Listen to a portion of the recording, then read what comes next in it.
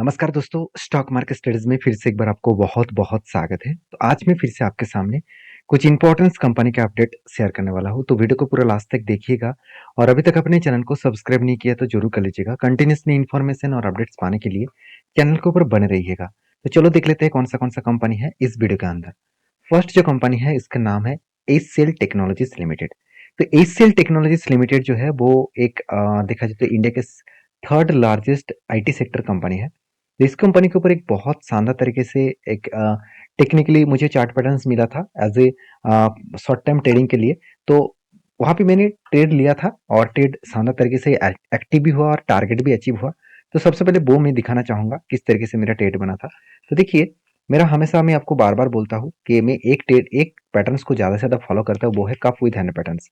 तो किसी भी जगह पे अगर कप विद हैंड पैटर्न्स बने, उसके बाद कंपनीज का फंडामेंटल और फाइनेंशियल अगर ठीक ठाक दिखे, तो उसके ऊपर मैं जरूर एंट्री टारगेट मतलब एंट्री लेता हूँ और टारगेट तक मैं इंतजार करता हूँ। तो मुझे इस बात के ऊपर बहुत सारे लोग मुझे क्रिटिसाइज भी किए कि सर आप बार बार एक ही चीज को मतलब बार बार एक ही चीज को आप बोलते रहते हैं, तो इसमें क्या फ़ायदा है? देखिए, फ़ायदा तो मुझे मिल रहा है, जो लोग मुझे फ़ॉलो कर रहे हैं, बहुत दिनों से फ़ॉलो कर रहे हैं, उसको भी पता है कि जितने सारे मैंने ट्रेड लिया, जहाँ पे मैंने लिया, जहाँ पे एग्ज़िट हुआ, वो हर टाइम मैं आपको वीडियो बना के इसीलिए शेयर करता रहता हूँ क्योंकि आपके मन में भी कुछ डाउट ना रहे।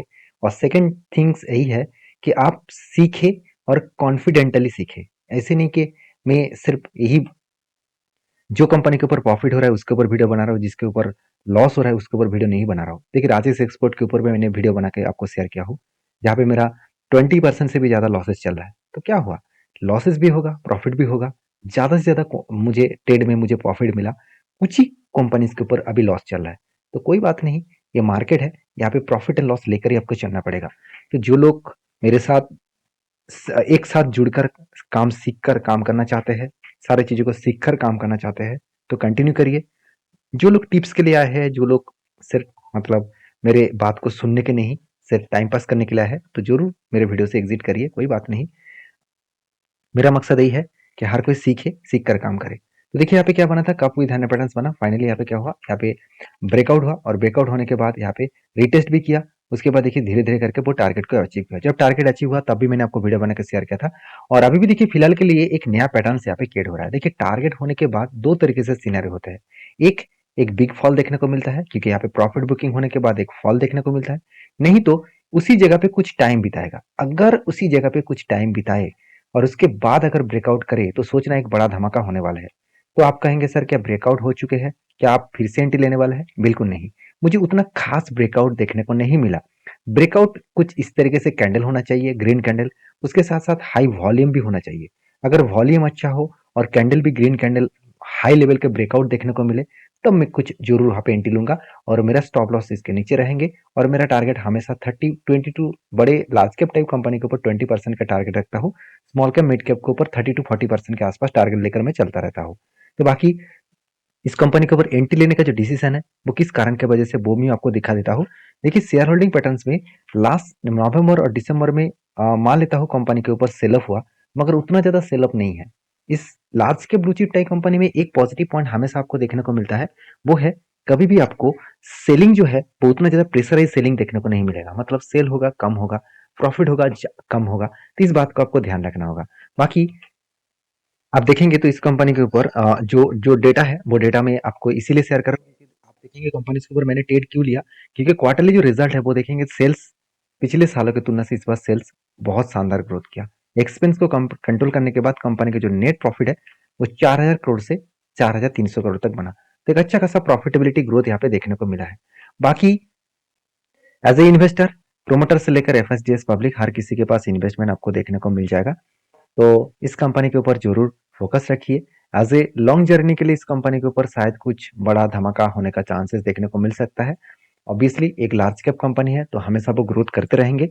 तो मेरा जो फिलहाल के जो ट्रेड नया ट्रेड बनने वाला है तो उसके लिए मैं जरूर इंतजार करूंगा। नेक्स्ट जो कंपनी उसका नाम है एल टी माइंटी। देखिए, ये भी एक लार्ज कैप कैटेगरीज की कंपनी है, एक लार्ज कैप आईटी कंपनी से।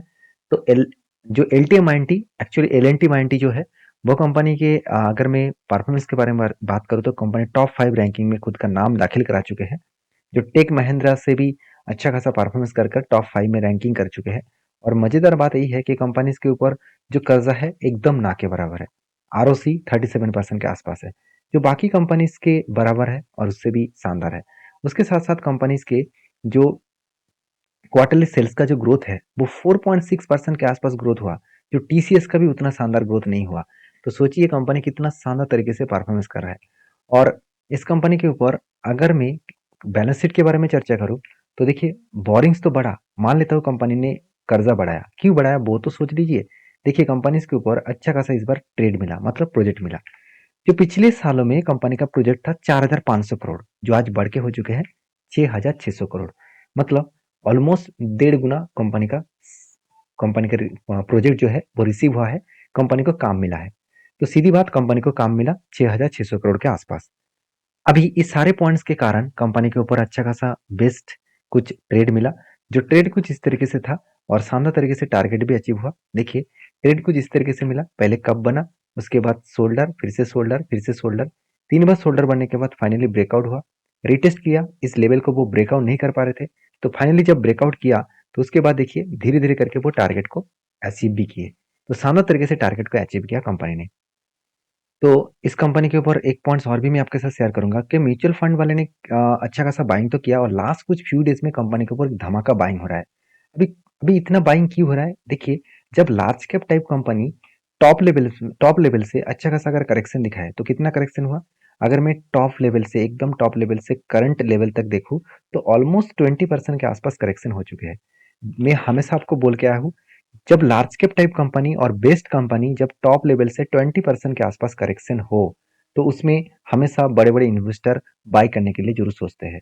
तो ये जो वॉल्यूम हो रहा है, ये जो बाइंग का वॉल्यूम हो रहा है, क्या आपको क्या लग रहा होगा कि यहाँ पे रिटेल पब्लिक बाय कर रहा है? बिल्कुल नहीं। यहाँ पे जो 60 to 70% बाइंग हो रहा है तो ये एक्चुअली रिटेल पब्लिक भी है और इंस्टीट्यूशन भी है। तो कहने का मतलब है कि अच्छे कंपनी अगर सस्ते में मिले तो उसका मौका हमेशा आपको कुछ ना कुछ तरीके से ढूंढना चाहिए। तो बाकी इस कंपनी के ऊपर आपके क्या ओपिनियन है जरूर कमेंट्स करना, और आप किस कंपनी के ऊपर स्टडी करना चाहते हैं, किस कंपनी के ऊपर डेटा देखना चाहते हैं, जरूर मुझे कमेंट्स करके बताइए। क्योंकि मैं कोई सेबी रजिस्टर्ड पर्सन नहीं हूँ, मैं सारी चीज़ों को इसीलिए मैं एजुकेशन पर्पस में शेयर करता हूँ। काम करना है तो सीख कर करिए, अगर आपको टिप्स लेकर काम करना है तो मेरे वीडियो से आप जरूर एग्जिट हो जाइए। तो नेक्स्ट जो कंपनी है उसके बारे में चर्चा करूँ, उसका नाम है Adani ports and special economic zone, जिसको हम लोग अदानी पोर्ट्स नाम से जानते हैं। इस कंपनी के सारे पॉइंट्स आपको बेस्ट लगेगा, सिर्फ एक पॉइंट्स के अलावा, वो है कंपनी का कर्जा। देखिए कंपनी का कर्जा 1% के आसपास है। तो कर्जा आज 1% के आसपास है, क्या पहले भी इतना था? देखिए कंपनी का पहले जो कर्जा था वो उतना ज्यादा नहीं था, इस बार कंपनी हाईएस्ट कर्जा लिया। हाँ मान लेता हूँ इस लास्ट क्वार्टर में कंपनी कर्जा कम किया। तो कर्जा इतना ज्यादा लेने के पीछे दो रीजन है। पहली बात, कंपनी अदानी पोर्ट जो है वो इंडिया के सबसे बड़ा पोर्ट बिजनेस करने वाला कंपनी है, साथ ही साथ सबसे बड़े पोर्ट इसके पास है ऑल ओवर एशिया में। उसके साथ साथ कंपनी खुद के बिजनेस के ऊपर देखिए लगातार पैसा इन्वेस्टमेंट करते चले जा रहे हैं। और और एक पॉइंट्स आपके साथ शेयर करूंगा, वो है कंपनी का ट्रेड रिसीवेबल। मतलब कंपनी को लगातार प्रोजेक्ट भी मिलते जा रहे हैं। ऐसे नहीं कि कंपनी सिर्फ पैसे पानी पे बहा रहा है और कंपनी के कुछ प्रोजेक्ट नहीं मिल रहा है, ऐसे बिल्कुल नहीं, कंपनी का प्रोजेक्ट भी मिल रहा है और पैसा भी आ रहा है। तो कर्जा होने से कुछ खराबी नहीं है। कर्जा तो बहुत सारे कंपनी से, टाटा ग्रुप के बहुत सारे कंपनीज में आपको कर्जा दिखेगा। क्या वो कंपनी बेकार परफॉर्मेंस कर रहा है? बिल्कुल नहीं। तो अदानी ग्रुप के ऊपर हिंडनबर्ग की रिपोर्ट आने के बाद हालत खराब हो गया था, आज धीरे धीरे करके वो रिकवरी भी कर रहा है। तो जो लोग सोच रहे हैं कि अदानी ग्रुप कितना ग्रोथ कर रहा है, चलो मैं एक बार आपको दिखा भी देता हूँ। अगर मैं कैपेक्स के बारे में बात करूँ तो आप देखेंगे तो चौंक जाओगे। 2017 में कैपेक्स था 3,700 करोड़ और वो बढ़ते बढ़ते आज कितना हो चुके हैं, करीबन करीबन 4,300 करोड़। तो 2,700 करोड़ से 4,300 करोड़, मतलब लास्ट 4 to 5 ईयर्स में कंपनी डबल के आसपास कैपेक्स को बढ़ा दिया। जब कंपनी के खुद के माफी चाहता हूँ, 4,000 नहीं, यहाँ पे टोटल एक्चुअली होगा 8,800 करोड़, जो 2019 में था सिर्फ 2,000 करोड़। मतलब सोचिए 4 टाइम्स कंपनी का कैपेक्स बढ़ चुके हैं लास्ट 5 ईयर्स में। जो कंपनी इतना ज्यादा इन्वेस्टमेंट कर रहा है बिजनेस के ऊपर, तो कितना हाई लेवल का ग्रोथ होने वाला है आप सोचिए एक बार। तो मैं अदानी पोर्ट्स के ऊपर बहुत बुलिश हूँ। जिसके ऊपर एक काफ़ी ध्यान पैटर्न्स बना था और फाइनली ब्रेकआउट होने के बाद एक में एंट्री लिया था। और मेरा जो टारगेट है वो टारगेट अभी तक अचीव नहीं हुआ। मतलब मैं जो टारगेट को फॉलो करके चल रहा हूँ। टारगेट किस तरीके से बनता है मैं आपको बता दूं। यहाँ पे जो कफ है, मैं एक बार आपको टारगेट बना के दिखा देता हूँ। बहुत सारे बिगिनर स्टूडेंट्स भी है, तो इसके लिए बता दूं। तो यहाँ पे आप देख सकते हैं जो इसका कप बना है उस लेवल से ग्राउंड लेवल तक आपको मार्किंग करना है। जो मार्किंग बनेगा उसी को आप ऊपर साइड में जाकर बिठा देना, तो आपका बन जाएगा टारगेट। तो टारगेट अगर यहाँ तक हुआ तो मुझे जो टारगेट मिलेगा करीबन करीबन आप देखेंगे, सॉरी मैं माफ़ी चाहता हूँ, मैंने गलत मतलब मार्किंग कर लिया। यहाँ से ऊपर तक होना चाहिए था, मैंने ऊपर से नीचे तक लेके गया इसलिए माइनस में दिखा रहा था, मैं थोड़ा सा माफ़ी चाहता हूँ। तो यहाँ पे देखिए अभी जो टारगेट निकल कर है करीबन 55%। तो सोचिए कंपनी जो इसका लाइफ टाइम हाई है उसको भी ब्रेक करके ऊपर गया है, तो इजीली वो टारगेट तो नहीं अचीव करेंगे। थोड़ा सा इस तरीके से आप देखेंगे, कुछ इस तरीके से परफॉर्मेंस करके अप्स एंड डाउन करके धीरे धीरे करके स्टेप वाइज वो आगे बढ़ेंगे और टारगेट को भी अचीव करेंगे। तो बाकी इस कंपनी के ऊपर आपके क्या राय है जरूर कमेंट्स करके बताना। नेक्स्ट जो कंपनी है उसका नाम है जिलेक्ट इंडिया लिमिटेड। देखिए जिलेक्ट एक बेस्ट कंपनी है मेरे हिसाब से, क्योंकि जिलेक्ट के बिना आज इंडिया के जो जितने सारे लोग सेविंग करते हैं और जो ब्लेड यूज किया जाता है, तो उस तरीके से प्रोडक्ट्स जिलेक्ट ही फर्स्ट इंडिया में लेके आए थे, और ऑब्वियसली ये यूएस बेसिस कंपनी है। तो इस कंपनी के ऊपर बहुत बड़ा अपडेट है, वो है कंपनी का डिविडेंड। तो कंपनी 2 डिविडेंड एक साथ देने वाला है, मतलब देने वाला था। तो 8 तारीख को पिछले दिनों में डिविडेंड दे चुके हैं। कितने सारे लोगों को डिविडेंड मिला जरूर कमेंट्स करना। 95 रुपीज के आसपास डिविडेंड कंपनी दे चुके हैं। तो आशा करता हूँ वीडियो में आपको जानकर अच्छा मिले, तो प्लीज लाइक करना। मिलते हैं नेक्स्ट वीडियो में, तब तक के लिए धन्यवाद।